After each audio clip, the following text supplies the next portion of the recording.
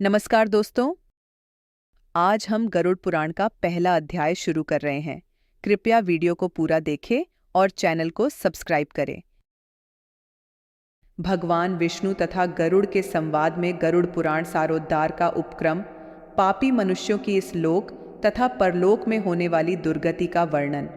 धर्म ही जिसका सुदृढ़ मूल है, वेद जिसका स्कंध है, पुराण रूपी शाखाओं से जो समृद्ध है, यज्ञ जिसका पुष्प है और मोक्ष जिसका फल है, ऐसे भगवान मधुसूदन रूपी पादप कल्प वृक्ष की जय हो। देव क्षेत्र नैमिषारण्य में स्वर्गलोक की प्राप्ति की कामना से शौनकादि ऋषियों ने एक बार सहस्र वर्ष में पूर्ण होने वाला यज्ञ प्रारंभ किया। जैसे वृक्ष सबको आश्रय देता है, वैसे ही भगवान भी अपने चरणारविंदों में आश्रय देकर सबकी रक्षा करते हैं। इसीलिए भगवान मधुसूदन को यहाँ पादप वृक्ष की उपमा दी गई है। एक समय प्रातः काल के हवनादि कृत्यों का संपादन करके उन सभी मुनियों ने सत्कार किए गए आसनासीन सूतजी महाराज से आदरपूर्वक यह पूछा। ऋषियों ने कहा, हे सूतजी महाराज, आपने सुख देने वाले देव मार्ग का सम्यक निरूपण किया है। इस समय हम लोग भयावह यम मार्ग के विषय में सुनना चाहते हैं। आप सांसारिक दुखों को और उस क्लेश के विनाशक साधन को तथा इस लोक और परलोक के क्लेशों को यथावत वर्णन करने में समर्थ हैं, अतः उसका वर्णन कीजिए। सूतजी बोले, हे मुनियों, आप लोग सुने। मैं अत्यंत दुर्गम यममार्गक विषय में कहता हूँ, जो पुण्यात्मा जनों के लिए सुखद और पापियों के लिए दुखद है। गरुड़ जी के पूछने पर भगवान विष्णु ने उनसे जैसा कुछ कहा था, मैं उसी प्रकार आप लोगों के संदेह की निवृत्ति के लिए कहूँगा। किसी समय वैकुंठ में सुखपूर्वक विराजमान परम गुरु श्री हरि से विनता पुत्र गरुड़ जी ने विनय से झुककर पूछा। गरुड़ जी ने कहा, हे देव, आपने भक्ति मार्ग का अनेक प्रकार से मेरे समक्ष वर्णन किया है और भक्तों को प्राप्त होने वाली उत्तम गति के विषय में भी कहा है। अब हम भयंकर यम मार्ग के विषय में सुनना चाहते हैं। हमने सुना है कि आपकी भक्ति से विमुख प्राणी वहीं नरक में जाते हैं। भगवान का नाम सुगमता पूर्वक लिया जा सकता है। जिह्वा प्राणी के अपने वश में है तो भी लोग नरक को जाते हैं। ऐसे अधम मनुष्य को बार बार धिक्कार है। इसलिए हे भगवान, पापियों को जो गति प्राप्त होती है तथा यम मार्ग में जैसे वे अनेक प्रकार के दुख प्राप्त करते हैं, उसे आप मुझसे कहें। श्री भगवान बोले, हे पक्षींद्र, सुनो, मैं उस यम मार्ग के विषय में कहता हूँ जिस मार्ग से पापी जन नरक की यात्रा करते हैं और जो सुनने वालों के लिए भी भयावह है। हे तार्थ्य, जो प्राणी सदा पाप परायण हैं, दया और धर्म से रहित हैं, जो दुष्ट लोगों की संगति में रहते हैं, सत शास्त्र और सत संगति से विमुख हैं, जो अपने को स्वयं प्रतिष्ठित मानते हैं, अहंकारी हैं तथा धन और मान के मद से चूर हैं, आसुरी शक्ति को प्राप्त हैं तथा दैवी संपत्ति से रहित हैं, जिनका चित्त अनेक विषयों में आसक्त होने से भ्रांत है, जो मोह के जाल में फंसे हैं और कामनाओं के भोग में ही लगे हैं, ऐसे व्यक्ति अपवित्र नरक में गिरते हैं। जो लोग ज्ञानशील हैं, वे परम गति को प्राप्त होते हैं। पापी मनुष्य दुखपूर्वक यम यातना प्राप्त करते हैं। पापियों को इस लोक में जैसे दुख की प्राप्ति होती है और मृत्यु के पश्चात वे जैसी यम यातना को प्राप्त होते हैं, उसे सुनो। यथोपार्जित पुण्य और पाप के फलों को पूर्व में भोग कर कर्म के संबंध से उसे कोई शारीरिक रोग हो जाता है।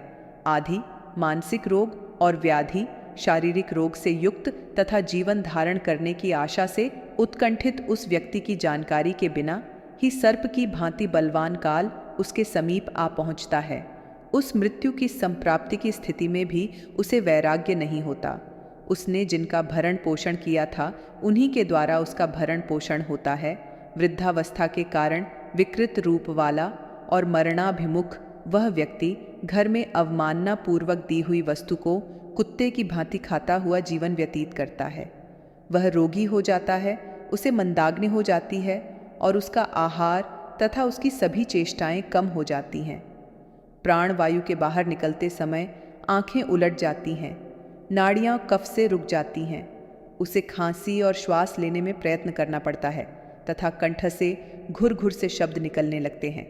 चिंतामग्न स्वजनों से घिरा हुआ तथा सोया हुआ वह व्यक्ति काल पाश के वशीभूत होने के कारण बुलाने पर भी नहीं बोलता।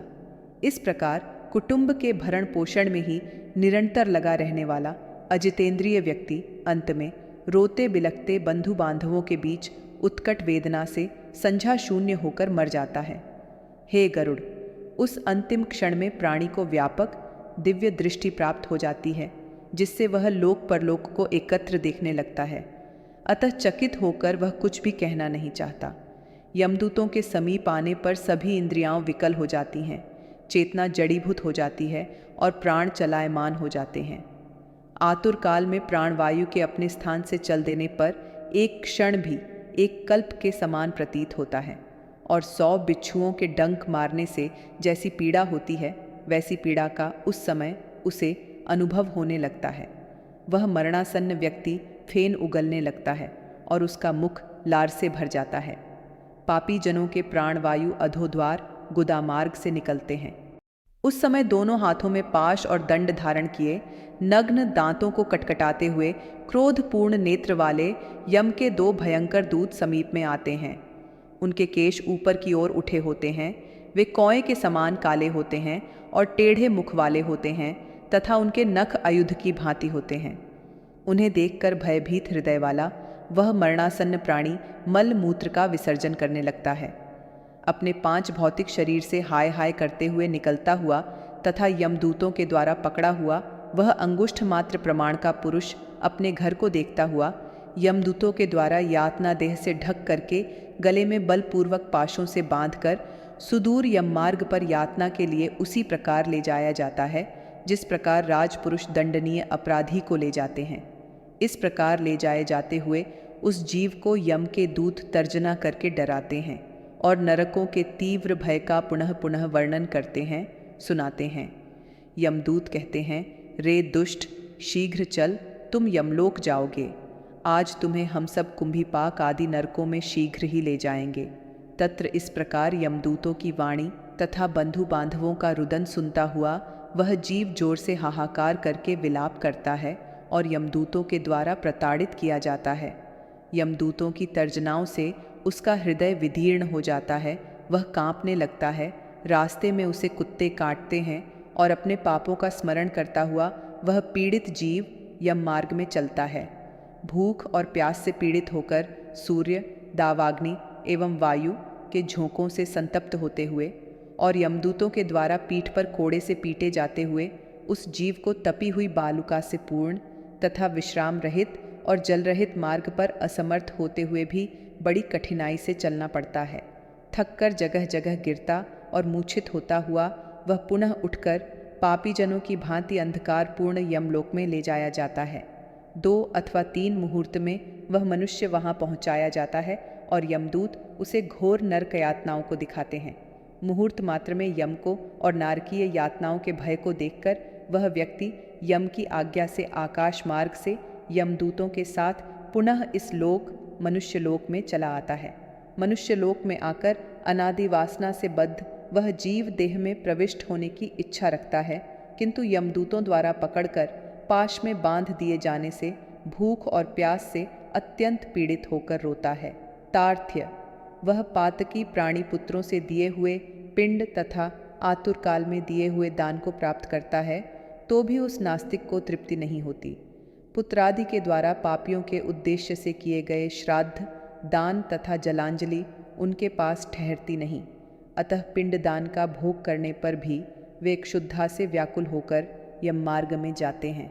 जिनका पिंडदान नहीं होता वे प्रेत रूप में होकर कल्प पर्यंत निर्जन वन में बहुत दुखी होकर भ्रमण करते रहते हैं।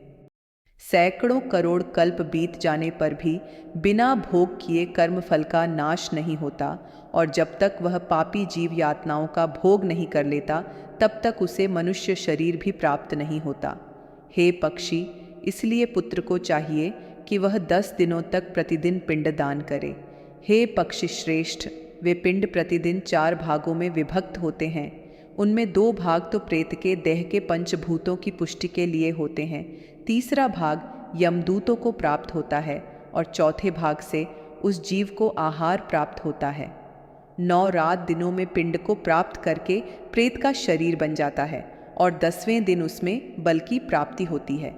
हे खग, मृत व्यक्ति के देह के जल जाने पर पिंड के द्वारा पुनः 1 हाथ लंबा शरीर प्राप्त होता है, जिसके द्वारा वह प्राणी यमलोक के रास्ते में शुभ और अशुभ कर्मों के फल को भोगता है।